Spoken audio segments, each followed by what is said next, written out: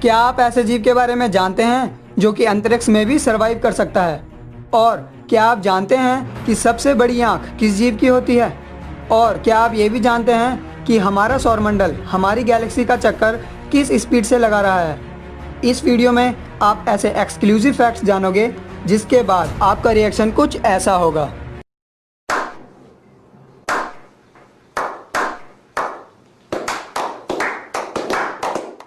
Fact number 15। क्या आप ये जानते हैं कि जब चांद हमारे सर के ठीक ऊपर रहता है तो हमें अपने वजन में कुछ कमी महसूस होगी, केवल तब तक जब तक चांद हमारे ठीक ऊपर रहेगा। ऐसा इसलिए होता है क्योंकि हमारी बॉडी का जो वजन है वो ग्रेविटी के कारण है, क्योंकि पृथ्वी अपनी ग्रेविटी के कारण हमें अपनी ओर खींचे रखती है और चांद के पास भी अपनी ग्रेविटी है और चांद भी अपने इस फोर्स के कारण पृथ्वी में मौजूद चीज़ों को अपनी ओर खींचता है। तो जब चांद ठीक हमारे ऊपर रहता है तो वो हमें भी अपनी तरफ खींचता है, जिससे पृथ्वी का हमारे ऊपर लगाया हुआ फोर्स थोड़ा कमज़ोर हो जाता है, जिससे हमें अपने वजन में थोड़ी कमी महसूस होती है। Fact number 14। हमारे आसपास जितने भी पेड़ हैं वो एक टाइम बाद ख़राब होने शुरू हो जाते हैं। पेड़ों के सड़ने का मुख्य कारण होता है फंगस। लेकिन क्या आप जानते हैं कि आज से करीब 30 करोड़ साल पहले जब पौधों ने पहली बार लकड़ियों में बदलकर पेड़ों का रूप लेना शुरू किया था, उस टाइम तक फंगस जैसा कोई भी ऑर्गेनिज्म मौजूद नहीं था जो कि लकड़ियों को ख़राब कर सके। और पेड़ों के विकसित होने के करीब 4 करोड़ साल बाद फंगस विकसित होना शुरू हुई थी। यानी शुरुआत में विकसित हुए पेड़ फंगस के विकसित होने तक बिल्कुल सुरक्षित रहे होंगे। Fact number 13। क्या आप जानते हैं कि मधुमक्खियों की 5 आँखें होती हैं? अगर आपके अंदर कभी इतनी बहादुरी आ जाए कि आप किसी मधुमक्खी के इतने करीब आ सको कि आप उसे बहुत क्लियरली देख पाओ, तो आपको उसकी 2 आँखें दिखेंगी। और अगर आप उसके सिर के ऊपर ध्यान दोगे तो आप उसकी बाकी की 3 आँखें भी देख पाओगे। असल में ये 3 आँखें बाकी की 2 आँखों की तरह शेप्स नहीं देख सकती, बल्कि ये आँखें लाइट सेंसर्स होती हैं जो कि लाइट को डिटेक्ट करती हैं। यानी ऊपर से अगर कोई शिकारी आ रहा होगा तो उन 3 आँखों में लाइट का एक फ्रेम ड्रॉप आएगा, जिससे मधुमक्खी जान जाएगी कि कुछ तो गड़बड़ है और वो सतर्क हो जाएगी। Fact number 12। क्या आप ये जानते हैं कि कोटार्ड सिंड्रोम एक प्रकार का दिमागी भ्रम है, और जिस इंसान को ये सिंड्रोम होता है उसे ये लगने लगता है कि वो मर चुका है, या वो इस दुनिया में एग्जिस्ट ही नहीं करता, या फिर उसकी बॉडी के इंटरनल ऑर्गन्स सड़ रहे हैं। यानी ऐसा सिंड्रोम जिसमें इंसान खुद को ही मरा हुआ समझ लेता है। बड़ी अजीब बीमारी है। Fact number 11। बुर्ज खलीफा, जो कि दुनिया की सबसे ऊंची इमारत है, उसकी ऊंचाई इतनी ज़्यादा है कि उसके होते हुए आप एक दिन में 2 सूर्योदय और सूर्यास्त देख सकते हो। यानी अगर आप बुर्ज खलीफा के नीचे खड़े हो और आपके सामने सूर्योदय या सूर्यास्त हो चुका है, तो अब अगर आप बिल्डिंग के टॉप पे चले जाओ तो दोबारा से इन प्रक्रियाओं को देख सकते हो, और साथ ही साथ आप पड़ोसी देश ईरान को भी देख सकते हो। ये है बॉर्नवीटा और कॉम्प्लान का कमाल। Fact number 10। क्या आप ये जानते हैं कि केवल सोना और तांबा ही 2 ऐसे मेटल्स हैं जिनका रंग सफ़ेद या ग्रे नहीं है? बाकी इनके अलावा जितने भी मेटल्स हैं, जैसे लोहा, चांदी, च्यवनप्राश, वो सभी सफ़ेद या फिर ग्रे कलर के होते हैं। Fact number 9। ब्लैक होल्स, इस ब्रह्मांड के दानव जिनका गुरुत्वाकर्षण बल इतना पावरफुल होता है कि अपने रास्ते में आने वाले हर एक ऑब्जेक्ट को ये निगल लेता है। तो ऐसा ही एक ब्लैक होल है J2157, जो कि हर रोज़ लगभग हमारे सूरज के भार जितना गैसेस और डस्ट को निगल लेता है, जिसके कारण ये अभी तक का सबसे तेज़ी से बढ़ने वाला ब्लैक होल है। इसका मतलब हर रोज़ इसका आकार हमारे सूरज जितना बड़ा होता जा रहा है। Fact number 8।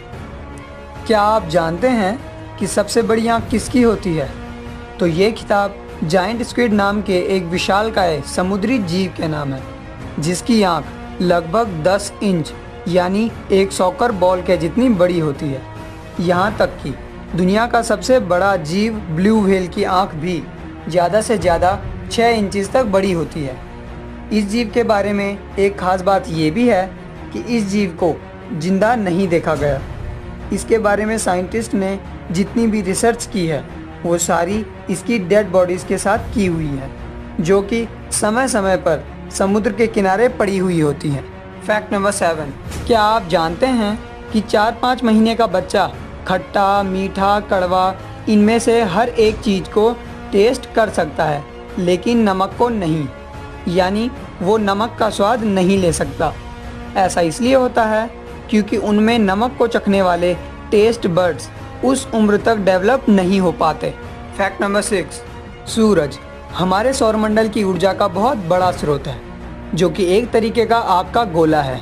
लेकिन क्या आप जानते हैं कि सूरज में समय समय पर बहुत बड़े बड़े विस्फोट होते रहते हैं, जिन्हें सोलर स्टॉर्म भी कहते हैं। ऐसा ही एक चुंबकीय विस्फोट यानी मैग्नेटिक एक्सप्लोजन 2 सितंबर 1859 को सूरज पर हुआ, जो कि इतना शक्तिशाली था कि उसने पृथ्वी के एक खास हिस्से में इतनी ज़्यादा ऊर्जा पैदा की जिससे यूएसए के शहर बोस्टन और पोर्टलैंड में बैठे टेलीग्राफ ऑपरेटर्स एक दूसरे से बिना बैटरीज के लगभग 2 घंटे तक लगातार कम्युनिकेट करते रहे। इस स्टॉर्म के कारण टेलीग्राफ लाइंस में करंट का ओवरफ्लो होने लगा था, जिसके कारण उन्हें बैटरीज को अनप्लग करना पड़ा और बिना बैटरीज के भी वे लोग 2 घंटे तक लगातार एक दूसरे से कम्युनिकेट कर पाए। सोचिए कितनी ज़्यादा एनर्जी है अपने सूरज में। अगर हम इस एनर्जी को स्टोर कर पाएँ तो मानव सभ्यता एक अलग ही लेवल पे पहुंच सकती है। फैक्ट नंबर 5, ये तो आप सभी जानते ही हैं कि हमारी पृथ्वी हमारे सौरमंडल के इकलौते सितारे सूर्य का चक्कर लगाती है। तो ये चक्कर पृथ्वी लगभग 30 किलोमीटर प्रति सेकंड की स्पीड से लगाती है। और क्या आप जानते हैं कि हमारा सौरमंडल भी हमारी गैलेक्सी आकाशगंगा का 195 किलोमीटर पर सेकंड की स्पीड से चक्कर लगाता है। और फिर तो आपको ये भी जानना चाहिए कि हमारी गैलेक्सी आकाशगंगा भी इस अंतरिक्ष में लगभग 611 किलोमीटर पर सेकंड की स्पीड से आगे बढ़ रही है, क्योंकि ये पूरा ब्रह्मांड अभी भी फैलता जा रहा है और भी ज़्यादा विशाल होता जा रहा है। फैक्ट नंबर 4, शायद आपको ये बात सुनने में थोड़ी अजीब लगे कि जब एक ही मेटल के 2 अलग अलग टुकड़े अंतरिक्ष में एक दूसरे से टकराते हैं तो वो दोनों हमेशा के लिए एक दूसरे में चिपक जाते हैं, यानी वो टुकड़े मिलकर एक ही पीस में बदल जाते हैं। इस प्रक्रिया को कोल्ड वेल्डिंग कहते हैं। ऐसा पृथ्वी में नहीं होता क्योंकि यहाँ मौजूद ऑक्सीजन हर एक ऑब्जेक्ट की सतह पर ऑक्सीडाइज्ड मेटल की परत चढ़ा देता है और ये ऑक्सीडाइज्ड परत एक बैरियर की तरह काम करता है, जो कि मेटल के एक टुकड़े को दूसरे टुकड़े में चिपकने से रोकता है। फैक्ट नंबर 3, जब बहुत ज़्यादा गर्मी होती है या फिर हम कुछ भी एक्सरसाइज वगैरह करते हैं तो हमें पसीना आ जाता है।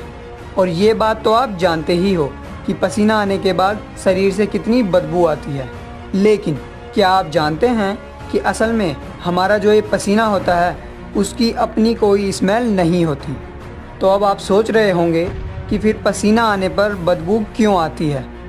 तो असल में क्या होता है कि जब पसीना बॉडी से बाहर निकलता है तो त्वचा पर मौजूद बैक्टीरिया पसीने में मौजूद एसिड से रिएक्शन करते हैं, तो इसके कारण पसीने के साथ वेस्ट बैक्टीरिया बाहर निकल जाते हैं। तो पसीने में जो बदबू आती है वो असल में इन वेस्ट बैक्टीरियाज की होती है, ना कि हमारे पसीने की। फैक्ट नंबर 2, क्या आपने कभी ये सोचा है कि कीड़े मकोड़ों पर हड्डियाँ होती हैं या नहीं?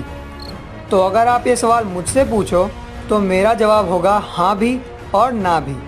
ऐसा इसलिए क्योंकि असल में कीड़े मकोड़ों के शरीर पे हमारी तरह हड्डियाँ तो नहीं होती, लेकिन उनके शरीर का बाहरी ढांचा जरूर होता है, जिसे एक्सोस्केलेटन कहा जाता है, जो कि उनके आंतरिक अंगों को नुकसान पहुंचने से बचाता है।